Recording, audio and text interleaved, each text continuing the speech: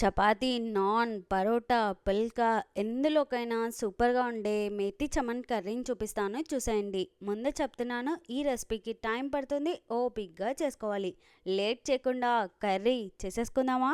కడాయిలో ఆయిల్, జీలకర్ర, ఆనియన్స్ వేసి గోల్డెన్ కలర్ వచ్చేంత వరకు ఫ్రై చేసుకోండి. పచ్చిమిర్చి, జింజర్ గార్లిక్ పేస్ట్, సన్నగా కట్ చేసుకున్న టమాటా వేసి కలిపి మూత పెట్టి టమాటా మెత్తపడేంత వరకు వెయిట్ చేయండి.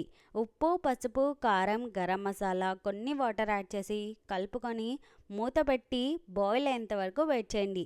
స్టవ్ని సిమ్లో పెట్టి ఒక పెద్ద మెంతి కట్టని ఇందులో వేసేయండి. ఒక 10 నిమిషాలు వేపుకోండి. ఇది వేపితే రుచి, వేపలేదు అంటే చేదు అనే విషయాన్ని గుర్తుపెట్టుకోండి. జీడిపప్పు పేస్ట్ వేసి కొన్ని వాటర్ యాడ్ చేసి కలుపుకొని కొంచెం సేపు బాయిల్ అవ్వనియండి. కసూరి మేతి, ఫ్రెష్ క్రీమ్ కూడా యాడ్ చేసి కలిపి ఇంకొంచెం సేపు బాయిల్ అవ్వనండి. చిన్నగా కట్ చేసుకున్న పన్నీర్ పీసెస్ యాడ్ చేసి లాస్ట్లో తురిమిన పన్నీర్ కూడా యాడ్ చేస్తే మన కర్రీ రెడీ అయిపోతుంది. ఒక్కసారి ఇలా చేసి చూడండి, ఫ్యాన్స్ అయిపోతారు. మళ్ళీ మళ్ళీ చేయమని అడగడం పక్కా.